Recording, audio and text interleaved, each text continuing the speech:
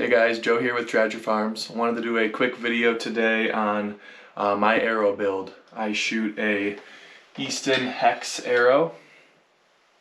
It's a fairly light arrow, kind of back when I wanted to shoot really fast and kind of avoid the deer ducking my arrow.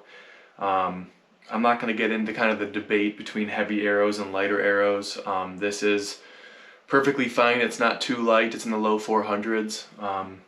I believe the last one I weighed in was at about 410. I do encourage you guys though to do your own studies so you don't waste too much time, but I was recently at a pro shop nearby and we spoke about some of the studies recently done between an arrow that had a difference of 200 grains and how the kinetic energy stayed relatively the same. It's not that changes mostly with the grain of an arrow, so I kind of challenge you to take a look at that. But realistically, I'm the kind of guy that if you're shooting something average 400 or 500 whatever grains, you're going to be perfectly fine as long as you're not overly light or overly heavy. It should not be an issue. So these Easton HEXX have been perfectly fine. These have been just factory arrows that I did get from a pro shop, and I am going to be removing these vanes here and putting on my own wrap and vanes and kind of just breaking down the arrow for you. So besides the HEXX arrow itself, I do shoot a 125 grain. I'm actually switching to that this year. Give it a little bit, a touch more weight, break into that 400. I just feel a little more comfortable with that. Changing the FOC, making it a little bit higher, but I should be around the 19% FOC mark. This is a 30-inch arrow, I believe. And then I'll also be adding lighted nocks, which should increase the arrow by a few grains as well. The inserts are the standard, insert, pretty light. I don't want the FOC really to change anymore. I think that's kind of a max that I want to be around. And then yeah, really the new vanes will just be to kind of refresh these older vanes that I've had for a couple years. Some get a little bit warped with time. And I also like the white vanes and this orange wrap that I'm going to be using here, just because it's going to stand out a lot and it's going to allow us to find our arrow if we do happen to have a bad shot or we're just practicing and miss the target for fun or something like that. So first thing that we're going to do is go ahead and use a razor blade here and take these fletchings right off of the arrow. Now you can go too deep. I kind of start off trying to get the whole vane at once if I can without going too much into the arrow. It will often leave some residue and a little bit of glue here, and I'll come back and get that after the fact. Another thing to be aware of, guys, is that you can certainly go too far into the arrow, especially with these carbon arrows, so be careful. If you start noticing a crevice in the arrow or you're taking some of the carbon off, then you're going too deep, and you can kind of see those are the marks. But don't be fooled, because a lot of this other white is the glue from the fletching that was on there. We do want to get the glue off. Even though we're putting a wrap on, we definitely don't want to have any bumps or anything that's gonna angle the fletching in a weird way and change the flight of the arrow. So that's all three, and then I'll just kind of go back and give it a light scratch. Any leftover glue. Spin the arrow, hit all three. Oh, there's a big piece. Hit all three sides. Sometimes it's tough to see that glue, so I should probably have a bigger and brighter light here so I can see a little better. Once you guys think you have that mostly done, kind of take your fingers and run them over the arrow. Make sure nothing's sticking out too much. If you feel any crevices, you might have bumped into the arrow a little bit, but that's the other reason I want to start using wraps a little more, is because if I do need to refletch, the wrap will already be protecting and I won't need to dig into the arrow anymore if I need to refletch. I can just take the wrap off, put a new wrap on, make sure it's clean, and this arrow is going to be good to go. So I'm going to do a couple more of these, and then we're going to put the wraps on.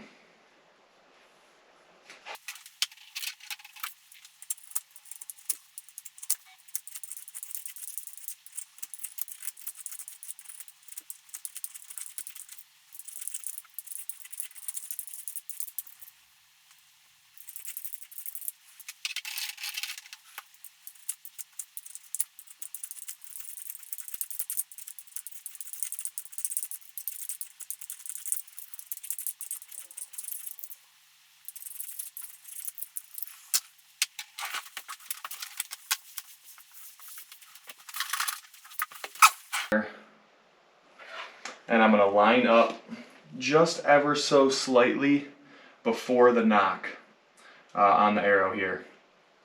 Now that's not the only thing to remember and think of. So besides lining it up just almost to the nock, you also want to look and make sure that your arrow is not cockeyed. And I'm going to press it onto the wrap here. I'm going to put the arrow a little bit more to one side of this wrap. Make sure it's even and press down. Uh-oh. Move just a little bit. And press it down. I can see I'm slightly cockeyed. So line it up the best you can. And then what I'm going to do, give it a little press down, and I'm going to roll it over to that shorter side. Okay? I'm going to come back and I'm going to push this edge down. Then I'm going to put it back on the table and I'm going to roll it the rest of the way.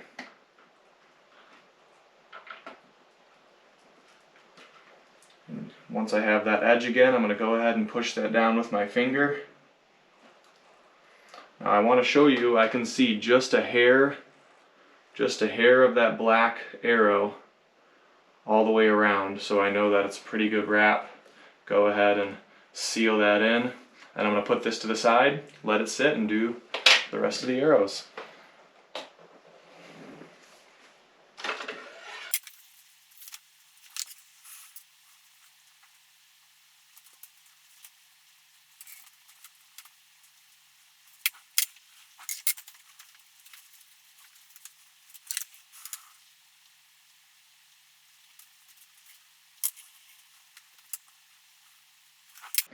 Alright guys, now I am done with the wrap on the arrows that I'm going to be fletching today. I'm going to set these to the side. I'm going to bring over my Bitzenberger.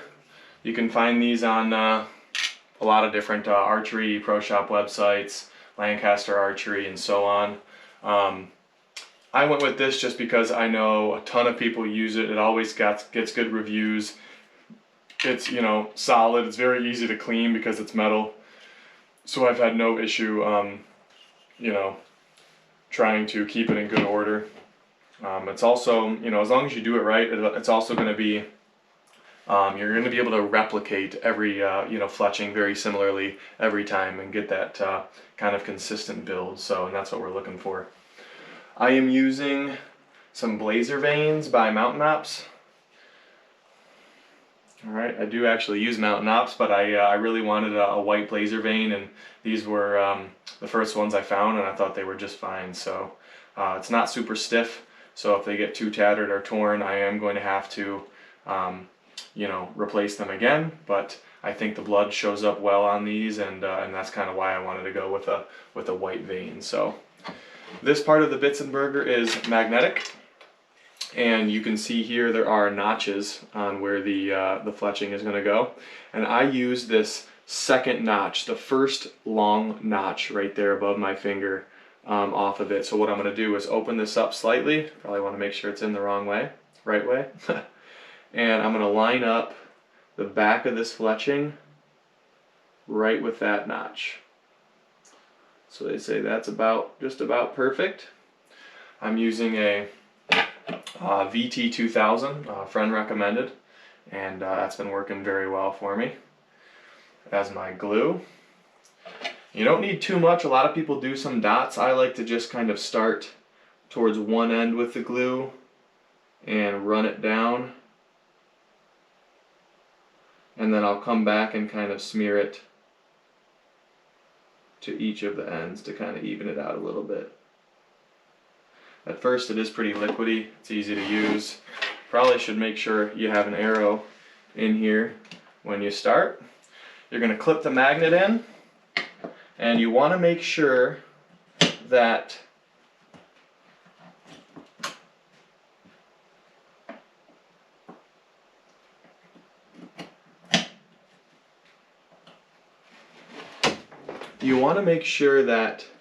this part of the jig is all the way back and touching this part.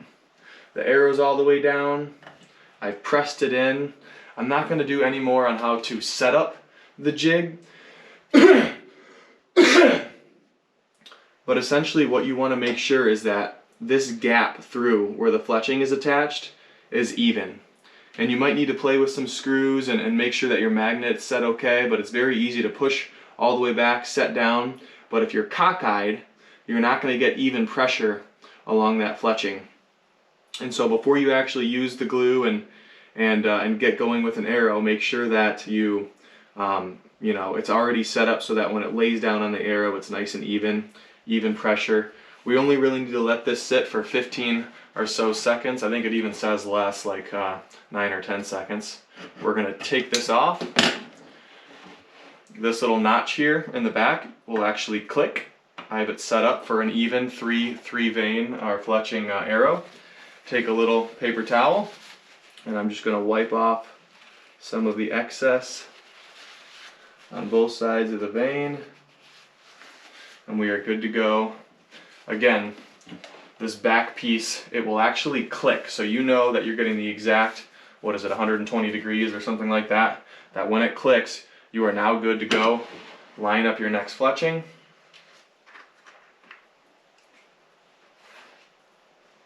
Same thing, want to make sure you are at the same mark as before. The first long tab for me. That looks good. I'm going to put my glue on, and then same thing. Put my glue on. I'm going to attach the magnet, make sure it is touching all the way back, and then apply even pressure. Make sure that arrow's nock. I didn't really talk about it, but there's a little a rail essentially that nock kind of straddles. So you want to make sure that you're straddling the nock, and that you have it pushed all the way back. And when it turns, that essentially that line that the nock is straddling, that's what turns the arrow. So I'm going to go ahead and put my glue on this next fletching.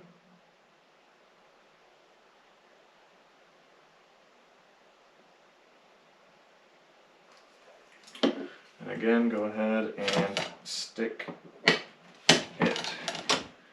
on there. Just all the way back. So I'm all the way back. Nice evenly pressed on the arrow. And you can see the arrow's hitting the wall here, but you can see that, you know, it's lined up pretty good. Maybe a hair off, but very close to this next one. So we're going to wait, again, 10-15 seconds, take it off, wipe the excess, and do the third fletching here. That should be good. Rotate it to that click. Take my towel, wipe that excess off.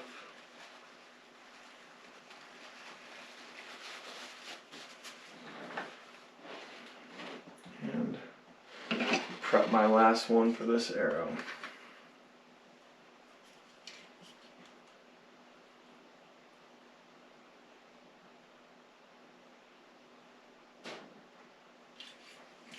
Looks good.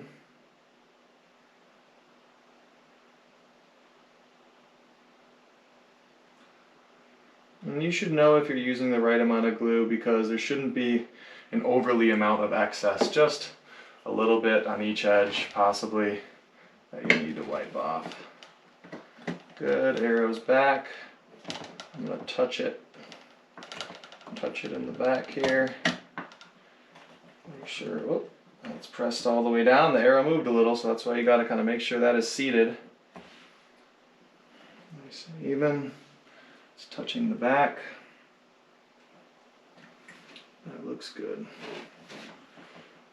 Go ahead and wait 10 to 15 seconds, and then this arrow will be good as far as the fletchings being glued down. We're going to finish these other arrows. We're going to come back and we're going to finish them up, and I'm going to show you how to make sure that they last for quite a long time, especially if you guys are shooting a lot of targets.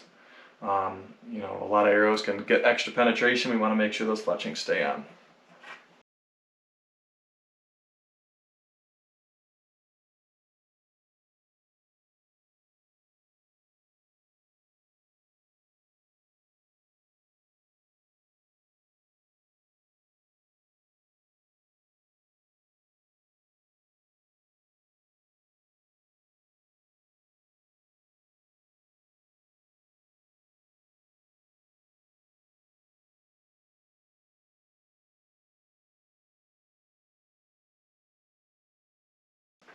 Alright, so now we have finished putting the fletchings on the arrow. We're going to finish up.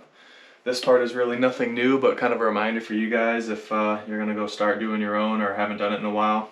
Go ahead and take that glue again, and right on each front of a fletching we're just going to put a little dab of glue, and each back of the fletching. Not much at all, just a slight little dot. You should barely be able to tell. We'll do that on each one. And this way, if you do happen to sink a little far into the target, or maybe the arrow is passing through a deer, that the fletching stays on, and it's an arrow that we can continue to use for years and years. So, well, that is it, guys. These are the completed arrows. We got another 6 or so that are all uniform and ready to go for the upcoming year. And hopefully we get some blood on these. So we will see you guys next time.